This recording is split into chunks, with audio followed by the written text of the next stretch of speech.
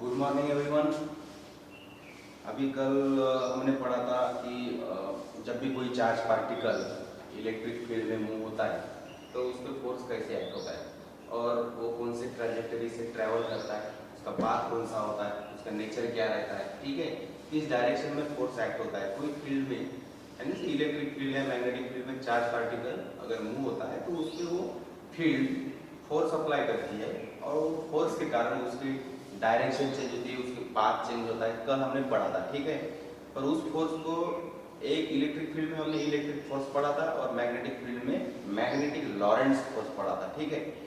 पर आज हम एक कंसेप्ट पढ़ने वाले हैं, अगर वही चार्ज पार्टिकल दोनों भी फील्ड में, जहाँ पे इलेक्ट्रिक फील्ड भी प्रेजेंट है और मैग्नेटिक फील्ड भी प्रेजेंट है, ऐसे कंडीशन में अगर आप बोल सकते हो इलेक्ट्रोमैग्नेटिक फील्ड भी बोल सकते हो, ठीक है।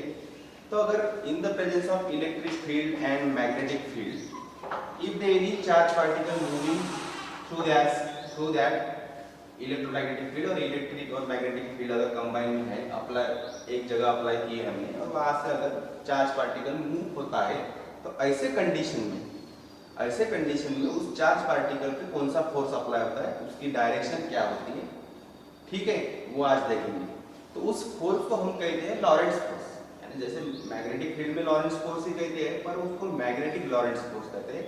अब इन the presence of electric field and magnetic field उस फोर्स को कहेंगे हम टोटल लॉरेंस फोर्स। क्या बोलेंगे? टोटल लॉरेंस फोर्स या जस्ट लॉरेंस फोर्स भी कहा तो भी चलता है, ठीक है। तो ये जो लॉरेंस फोर्स है,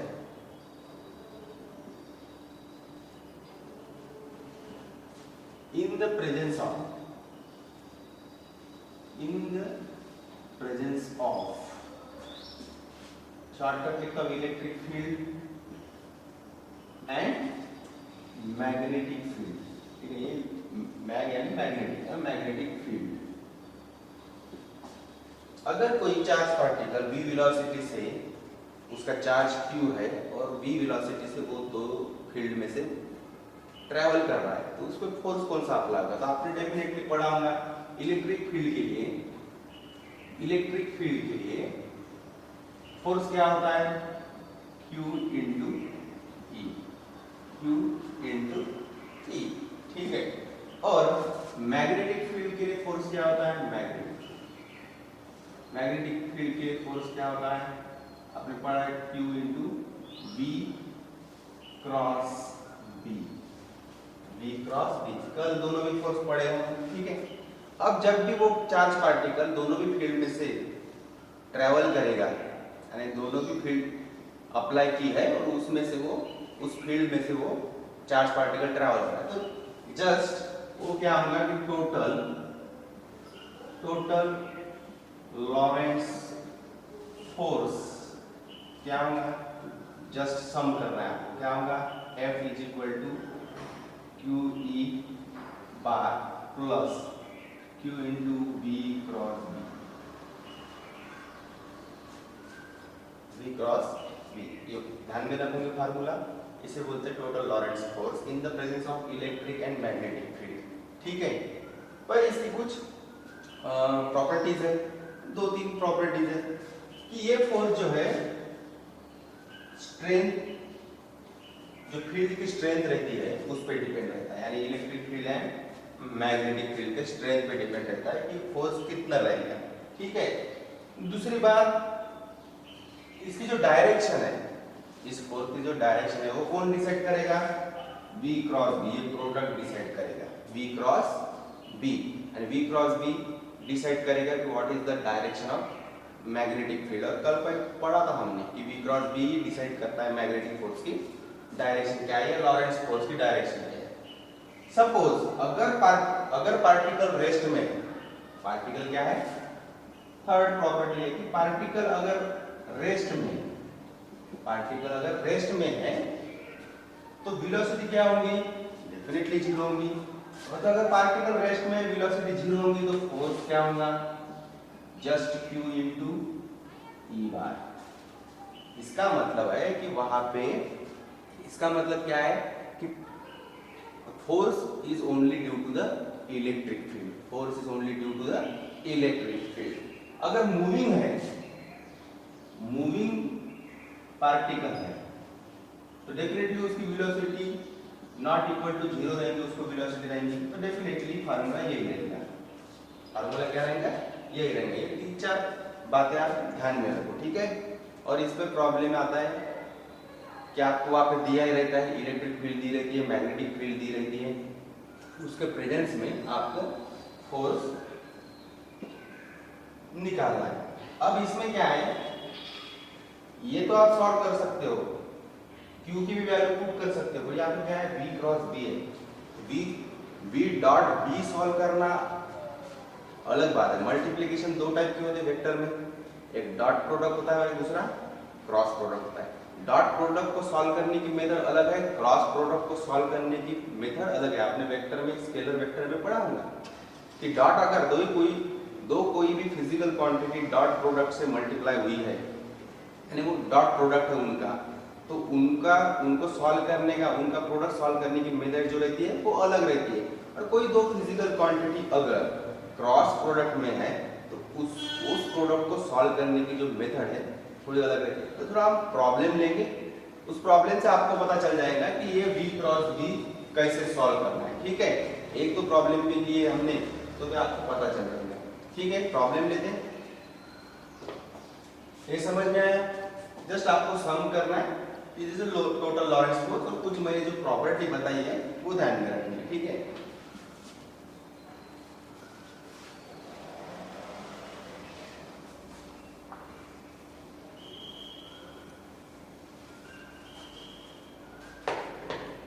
प्रॉब्लम सॉल्व करेंगे हम।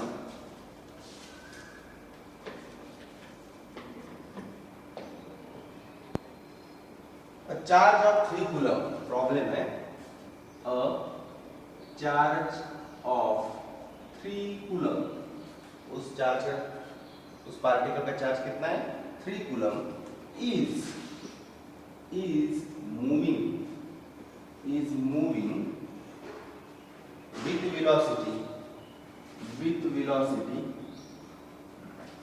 with velocity v bar, vector quantity v bar is equal to, vector form में दिया है उसको 4i cap plus 3k cap metre पर सेकंड। देखो किस फॉर्म में दिए, वेक्टर फॉर्म में दिए वेलोसिटी, ठीक है। In magnetic field magnetic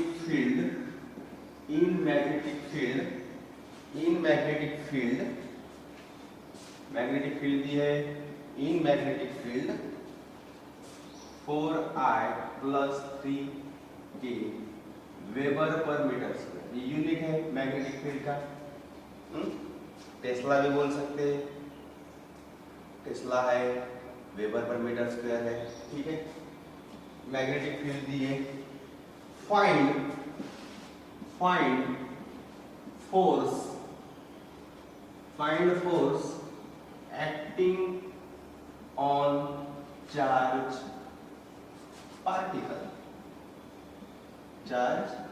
particle, ठीक है। अब मैग्नेटिक फील्ड है, चार्ज पार्टिकल मूविंग मोशन में है, उसकी वेलोसिटी दी है, चार्ज दी है, तो डेफिनेटली आप फोर्स निकालना है, तो मैग्नेटिक लॉरेंस फोर्स उस पर अप्लाई होगा। तो आपको पता है फोर्स इज इक्वल टू क्या है, Q into V cross B, बराबर। वैसे तो ये भी फॉर्मूला है, F is equal to Q into dB sine theta, पर यहाँ पे कोई एंगल दिया नहीं है, सब वेक्टर फॉर्म में दिए हैं, तो आपको फार्मूला भी वेक्टर फॉर्म का ही यूज करना है, ठीक है। एंगल दिया है तो फिर ये यूज करना है, ठीक है। F is equal to Q into B cross B, ठीक है। Q तो दिया है आपको 3 कूलम। अब आपको ये क्रॉस प्रोडक्ट सॉल्व करना है, ये क्रॉस प्रोडक्ट सॉल्व करने के बाद इसको इसके साथ मल्टीप्लाई करना है, और F न्यूटन में आपको मिल जाएगा। F क्या करेंगे, आपको न्यूटन में मिल जाएगा। पर पहले डिफिकल्टी क्या है, ये V क्रॉस B सॉल्व करना। किसी को डॉट प्रोडक्ट सॉल्व करना अलग बात है, और V क्रॉस B ये सॉल्व करना है अलग मेथड से, ठीक है। तो आज हम V क्रॉस B कैसे सॉल्व करते हैं इस प्रॉब्लम के थ्रू पढ़ेंगे, ठीक है। तो V क्रॉस B, अगर कोई दो क्वांटिटी वेक्टर क्वांटिटी अगर क्रॉस प्रोडक्ट में, तो उनको सॉल्व कैसे करते हैं? V क्रॉस B है तो उसको सॉल्व करने की मेथड है मैट्रिक्स फॉर्मेट, सॉल्व करते हैं हम। तो V दिया है यहाँ पे, देखो ये B है और ये B है। तो पहले क्या करना, I यूनिट वेक्टर लिख लेना along x axis, along y axis, along z axis लिख लेना। अब along x axis quantity B की कौन सी, देखो पहले B है ना, तो B की देखो I के साथ 4 है, J के साथ कोई है क्या, या फिर J क्वांटिटी है क्या? नहीं है, डायरेक्ट I और K है, मींस 0। K के साथ 3 है। वैसे अभी देखो B दिया है यहाँ पे, अभी देखो B में I की क्वांटिटी दी है, मैग्नीट्यूड दी है 4, J का कोई दिया है, J के साथ कोई है क्या, तो J है क्या? नहीं है, मीन 0। अब K के साथ, K यूनिट वेक्टर के साथ कौन है? 3 है, 3। अब ये मैट्रिक्स सॉल्व कर सकते हैं, आपने मैट्रिक्स पढ़ा है मैथमेटिक्स में। कैसे सॉल्व करते हैं?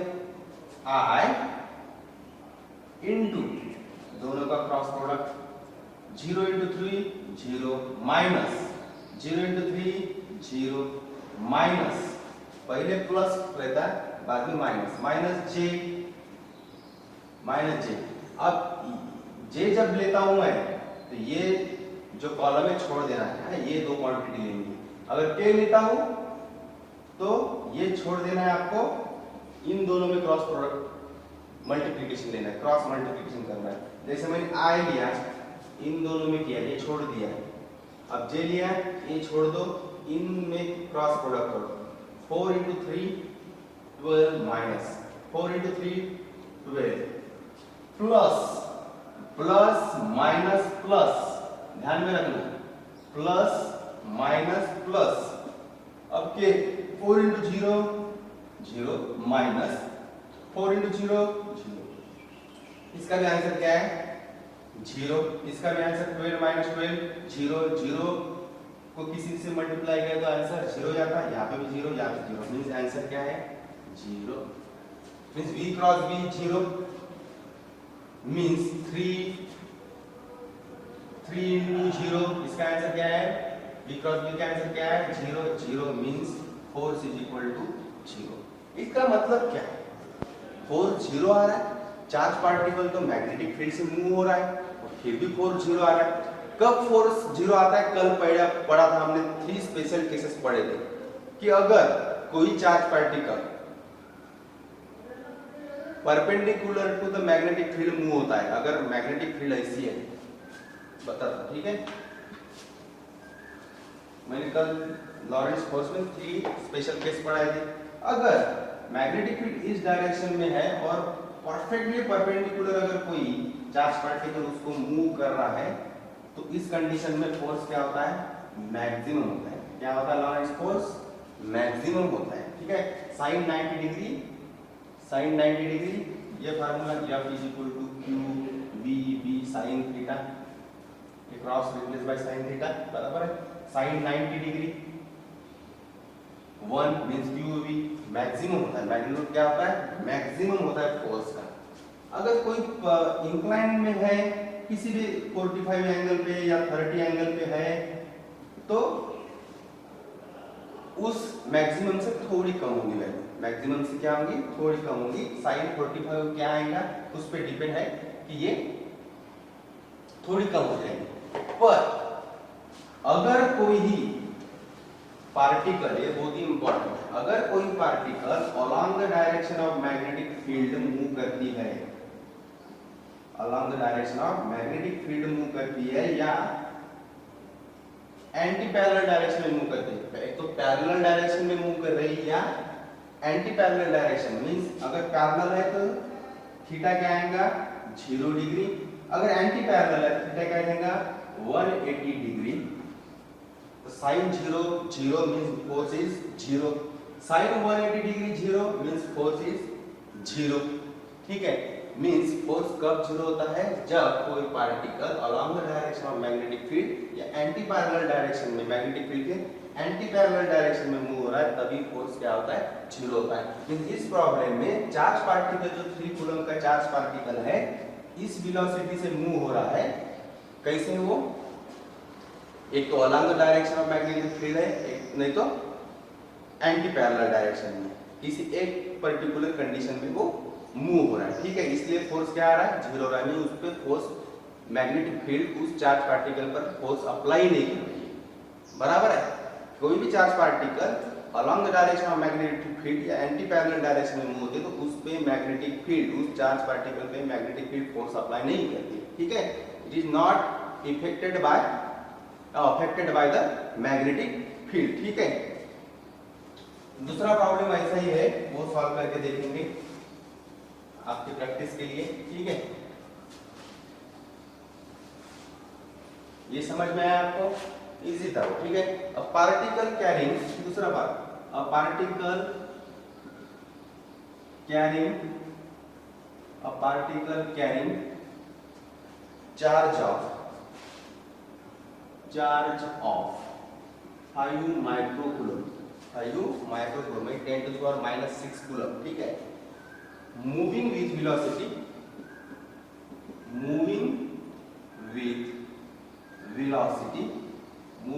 Velocity v vector v bar, ठीक है, is equal to 4i cap plus 3k cap metre पर second in magnetic field b bar is equal to 3i cap plus 4k cap weber per metre square. Find force acting on charge particle.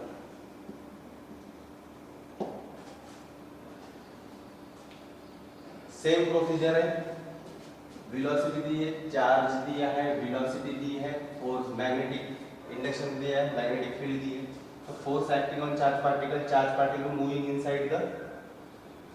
Inside the magnetic field with velocity 4i plus 3k and उसका charge क्या है?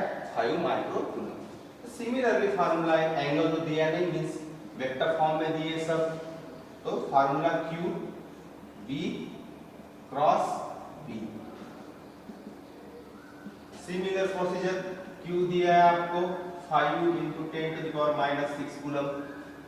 Micro means 10 to the power -6, ठीक है, coulomb, ठीक है। तो q दिया है, अब v क्रॉस b निकाला, सेम प्रोसीजर अभी जो सॉल्व किया, v cross b matrix low, i j k लिख दो, एक along the x axis का unit vector, along the y axis unit vector, along the z axis unit vector, ठीक, show the direction, ठीक है। अब v i के साथ देखो क्या है 4, j है क्या? नहीं है, 0, k के साथ 3, b 3, j है क्या? नहीं, 4। सॉल्व करो इसको, i पहला प्लस, ठीक है, i, हाँ ये कॉलम छोड़ दो, इसको मल्टीप्लाई करो, 0 into 4 0, -0 into 3 0, माइनस j क्या है? पहले प्लस बाद में माइनस j, ये छोड़ दो, अभी ये छोड़ दो, 4 into 4 16, 4 into 4 16, माइनस 3 into 3 9, ठीक है, प्लस k कैप क्या आता है? 4 into 0 0,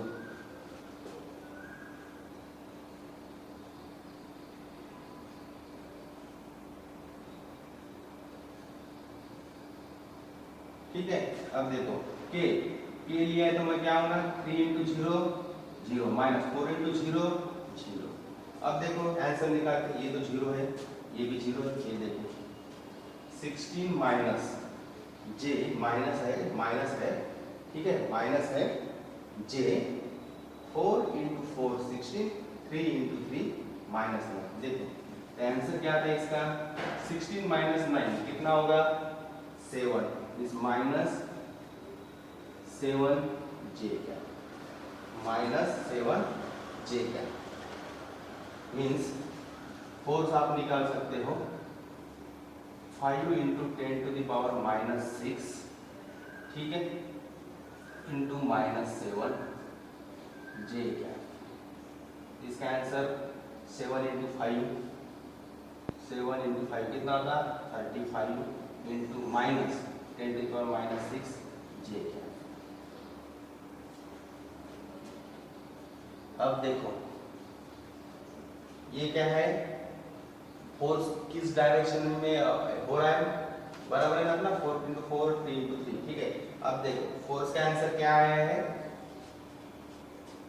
-35 इंटू 10⁻⁻6 जे क्या। अब देखो मैग्नीट्यूड मिल गया, उसके साथ भी हमें डायरेक्शन भी मिल गई जे क्या। फोर्स किस डायरेक्शन में मूव हो रहा है, अलोंग द वाई एक्सिस, पर कौन सा Y axis, negative Y axis. अगर ये जेड एक्सिस है, ये एक्स एक्सिस है और ये अगर वाई एक्सिस है, इसका नेगेटिव किस डायरेक्शन में होगा, इस डायरेक्शन में। मीन फोर्स इस डायरेक्शन में अप्लाई हो रहा है, फोर्स इस डायरेक्शन में अप्लाई हो रहा है। क्यों, क्योंकि मैग्नेटिक फील्ड जो है वो एक्स और जेड प्लेन में है और वेलोसिटी जो है उसका एक कंपोनेंट जो है एक अलोंग द एक्स है, दूसरा कंपोनेंट जो है अलोंग द जेड है। अब ये दोनों भी एक्स और जेड में क्या है, एक्स और जेड, एक कंपोनेंट एक्स अलोंग एक्स है, दूसरा कंपोनेंट अलोंग जेड है, तो definitely force is always perpendicular to velocity and magnetic field. ध्यान में रखना, आप हम ये लॉ यूज करते हैं कि force is always perpendicular to magnetic field and velocity. v और b का जो भी क्रॉस मल्टीप्लिकेशन है, ये दो जिस प्लेन में रहते हैं, ये दो जिस प्लेन में रहते हैं उस प्लेन को फोर्स परपेंडिकुलर रहता है। यानी अगर ये प्लेन है मैग्नेटिक फील्ड और वेलोसिटी का, तो इसको हमेशा ही फोर्स क्या रहेगा, परपेंडिकुलर रहेगा। Mean force is always perpendicular to magnetic field and velocity. अब देखो velocity along the Z axis, along the Y axis है क्या, नहीं। Magnetic field along the Y axis है क्या, नहीं है। यहाँ पे आई एक्स कंपोनेंट है, जेड कंपोनेंट, यहाँ पे भी एक्स कंपोनेंट है, जेड कंपोनेंट, यहाँ पे वाई कंपोनेंट है क्या, नहीं है। मींस जो यहाँ पे एब्सेंट है वही फोर्स का आंसर है, जे क्या है। Means force is perpendicular to the velocity and magnetic field, ठीक है। अब फोर्स जीरो तो नहीं आया, फोर्स जीरो नहीं आया है, फोर्स जीरो, देखो चेक करो आंसर 4 3 3 4, ठीक है। अब फोर्स जीरो नहीं आया, इसका मतलब अपना पार्टिकल मैग्नेटिक फील्ड को पैरेलल नहीं है या एंटी पैरेलल नहीं है, वो किसी तो भी परपेंडिकुलर डायरेक्शन में मूव हो रहा है, परपेंडिकुलर डायरेक्शन में मूव हो रहा है। मींस वेलोसिटी भी परपेंडिकुलर है मैग्नेटिक फील्ड को, और इन दोनों की वजह से जो ये मैग्नेटिक फील्ड उस पार्टिकल v वेलोसिटी से ट्रैवल करने वाले पार्टिकल पे फोर्स अप्लाई कर रहा है, वो कैसे रहेगा, इन दोनों को परपेंडिकुलर रहेगा। ये दो जिस प्लेन में है, इनके जो दो कंपोनेंट है उनको परपेंडिकुलर रहेगा कौन, फोर्स, ठीक है। फोर्स जीरो आया, इसका मतलब क्या है, इसके पहले प्रॉब्लम में पढ़ा हमने, एक तो particle along the direction of magnetic field है या एंटी पैरेलल डायरेक्शन में, तो फोर्स अप्लाई नहीं होगा। पर अब शायद इस प्रॉब्लम में पार्टिकल मैग्नेटिक फील्ड को परपेंडिकुलरली ट्रेवल कर रहा है, not along the direction of magnetic field, not anti parallel direction of magnetic field, it is moving perpendicular to the magnetic field, ठीक है। मींस v और b एक दूसरे को परपेंडिकुलर है, तो तभी मैग्नेटिक जो फील्ड है उस पार्टिकल पे फोर्स अप्लाई कर रहा है, जो इन दोनों को वेलोसिटी को और मैग्नेटिक फील्ड को कैसे है, परपेंडिकुलर है, जे क्या है, पर along negative direction, along negative of Y axis, negative Y axis के अलोंग फोर्स एक्ट हो रहा है, ठीक है। समझ में आ रहा है आपको, मुझे जो बताना है वो आपको गॉट एंड समझ में आ रहा है, गॉट इट। सिंपली पहले क्रॉस प्रोडक्ट सॉल्व करो मैट्रिक्स का यूज करके, सॉल्व करने के बाद जो भी आंसर आएगा जो भी आंसर आएगा, अगर नेगेटिव आता है तो नेगेटिव, पॉजिटिव आएगा तो पॉजिटिव, ठीक है। फिर आंसर से आप बता सकते हो कि फोर्स किस डायरेक्शन में एक्ट हो रहा है, ठीक है, और वो फोर्स इन दोनों को परपेंडिकुलर है कि नहीं है। अगर ये दो वेलोसिटी और मैग्नेटिक फील्ड अगर एक दूसरे को परपेंडिकुलर नहीं रहती, पैरेलल रहती है या एंटी पैरेलल रहती है, तो डेफिनेटली फोर्स जीरो ही आएंगे। पर अगर ये पैरेलल या एंटी पैरेलल नहीं है, वेलोसिटी एंड मैग्नेटिक फील्ड एक दूसरे को अगर पैरेलल नहीं है या एंटी पैरेलल नहीं है, दूसरे डायरेक्शन में चार्ज पार्टिकल मूव हो रहा है विद वेलोसिटी v, अगर परपेंडिकुलर है तो डेफिनेटली फोर्स भी नॉन जीरो आएगा और वो भी इन दोनों को परपेंडिकुलर रहेगा, इन दोनों को क्या रहेगा, परपेंडिकुलर रहेगा, ठीक है। समझ में आया? आंसर फिर से आप वेरीफाई कर लो, चेक कर लो। आई 4 × 0 0 4 0 × 3 0 -j 4 × 4 16 3 × 3 9, ठीक है। बाद में ये छोड़ दो, बाद में के लो तो ये छोड़ दो, 4 × 0 0 3 × 0 0, ये सॉल्व करो, जो भी आता है वो q के साथ मल्टीप्लाई करो, ठीक है। ये मैग्नीट्यूड है और ये डायरेक्शन है, भी तो माइनस y एक्सिस की तरफ फोर्स एक्ट हो रहा है पार्टिकल पे, ठीक है। Thank you.